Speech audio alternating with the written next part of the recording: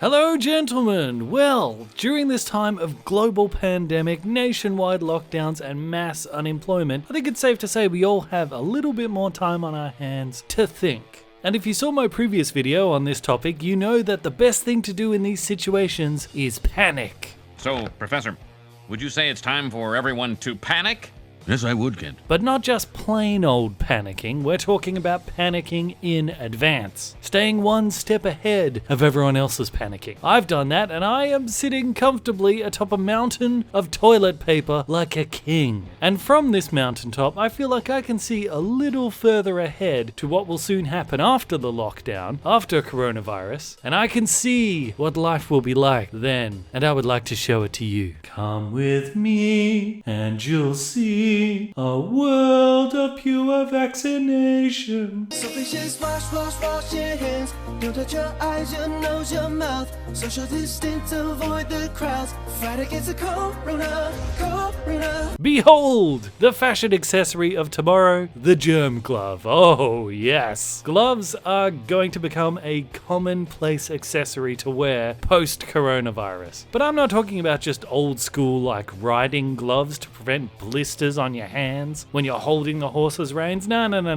I'm talking about modern gloves designed for a very specific purpose: protection against germs. See, you cannot have a global event like the coronavirus impacting the whole world, changing everybody's daily habits, and not have that affect the way that a whole generation lives for a long time. You know how your grandparents would always walk around behind you turning the lights off after you walk out of a room, yelling at you for leaving the light on in the room because they think that it wastes electricity? Even though you keep explaining to them that the average light bulb costs about 4 cents an hour to keep running, they still just have the habit of turning all the lights off if they're not in the room. Well, your grandparents do that because they lived through World War II when electricity was more of a luxury than a necessity. So they just weren't in the habit of leaving lights on, and it just stayed with them throughout their entire lives. Well, we are the coronavirus generation, and we are a generation that now is being forced to be very aware of what we touch and how our hands pick up germs, and to wash our hands regularly. That is something that is going to stick with us for a very long time, maybe for the rest of our lives. People have begun wearing not only masks, but also gloves too, and frankly, I think that the gloves make a lot more sense. Since masks don't actually filter the air, they're just there to stop you from touching your mouth, but then you still have to sanitize your hands like 20 times a day. Gloves also create like a mental block to stop you from touching your face, but you don't need to worry about sanitizing your hands 20 times a day. It's just much better. I predict that there will soon be a demand in the marketplace for gloves that protect against germs, but are also still flexible enough for you to do more fine detailed daily tasks, such as operating your phone, but also be gloves that you can machine wash when you're done with them, or even just hand wash them, like the same way that you would normally wash your hands. Just do that with the gloves on to like wash the gloves, and then go hang them out on the line to dry. That's a very specific type of glove. So don't be surprised if we start seeing gloves that fit those specifications being made. Hopefully they're not made in China, and inevitably we would then start getting more stylized and cool looking gloves, because if they look cool, people are more likely to want to wear them. Just like all items of fashion, we'll get celebrities starting to produce their own brand of germ gloves. YouTubers will make their own gloves as merchandise. Actually, I should totally make a bandit style glove. Actually, I'm gonna do that right now.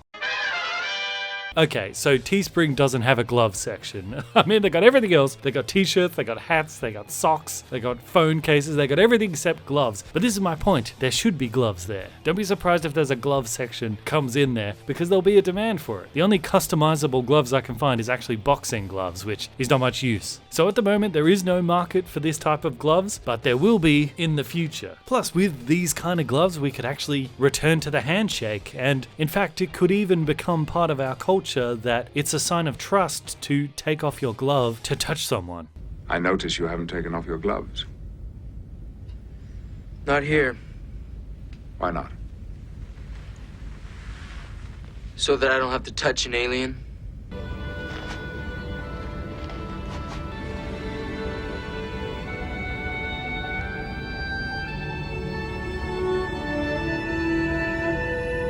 Practice good hygiene and keep your personal space clean. Respect the social distancing. Fight against the corona. Corona. I have been predicting the death of cinema for a very long time. That Netflix or some other Netflix style of streaming site will eventually make movies available online the same day that they are released in cinemas, and that will effectively kill cinemas. Disney Plus, I believe, is just the beginning of this, and coronavirus could very well be the push that Hollywood needs to finally make that jump. Because if people make it a habit to avoid big crowds, of course when Star Wars Episode 47, The Final Solution, comes out, people would rather just stream it from home than go to the cinema. Netflix has already shown that people kind of prefer to just stream stuff from home anyway. And all the more so post-coronavirus. So yes, movie theaters in the post-coronavirus world will go the way of the dinosaur, and I say good riddance to them. Let them die. Hoyts, you can go straight to hell, and you can take your ridiculously overpriced popcorn with you. Oh, what's that? But you've started vacuuming the carpets now so the place won't smell like spilled Coca-Cola? Well, I don't care. That's too little too late. Yeah, and that snotty-nosed teenager that tears up my tickets, he's probably the same teenager who keeps writing those fake phone numbers on the walls of public toilets. Well, I've called those numbers, and it's not Brittany looking for a good time. It's always some dude who doesn't even know that his phone number is written on the wall, and even worse, he doesn't want to hook up. So I have no sympathy for that teenager losing his job. He can go to hell too. You watch and see. Coronavirus will be the final nail in the coffin for the old school cinemas, and we will all be much better off for it. It's like the flu, but it's so much more cruel. And it's super contagious. Look at the boring old people with their gardening. It's so lame. It's so sad. I mean, don't they know that they can just buy fruit and vegetable down the supermarket? Why are they trying to grow their own? Oh, it's pathetic. What do they think? That there's going to be like another Great Depression just around the corner? And that if it's anything like the last one, food is going to be a top priority for everyone, and that the farmers will once again just cruise on through it like they did last time because they already are self-sufficient in terms of food, and they can trade their excess produce for anything that they need that they don't actually have on the farm? It's so stupid. These old people. This is a chart of the 2008 financial crisis. It was the worst time for the global economy since the Great Depression. Now this is the 2020 economic collapse so far. Over the course of just 21 days, the market has dropped by roughly 20%, the world has seemingly shut down, and we just might be on the worst economic trajectory in history. The latest craze among the cool young people, gardening. Oh, you think licking an airplane toilet seat is extreme? Well, wait until you try gardening. All of the cool kids are doing it. Okay, so yeah, maybe not like that. But yes, coronavirus and the economic crash that comes after it will get a lot of people into gardening who otherwise would not at all be interested in gardening. Right now, I'm figuring out how to grow potatoes in a bucket, because if money becomes worthless, food is always something that's going to have value. And I think potatoes are kind of a good way to go because they seem pretty easy to grow, everybody likes chips, and if you know what you're doing, you can always turn those potatoes into vodka, and that's always popular, not just for forgetting your troubles during the Great Depression 2.0, but also, you know, it's good for sanitizing hands, cuts, you can use it for cleaning surfaces, you can even use it for fuel if you need to. So yeah, I think potatoes are the way to go. But the quarantine and the economic crash that comes after it will make people more conscious of the need to be self-sufficient. All this panic buying in supermarkets, everyone worried about running out of food, it just makes sense that people want to grow more of their own food to make up the difference. So don't be surprised if a year from now you start to see like apple trees in pots on people's balconies out on their apartment, or beans growing in window boxes on people's windowsills. It just seems like a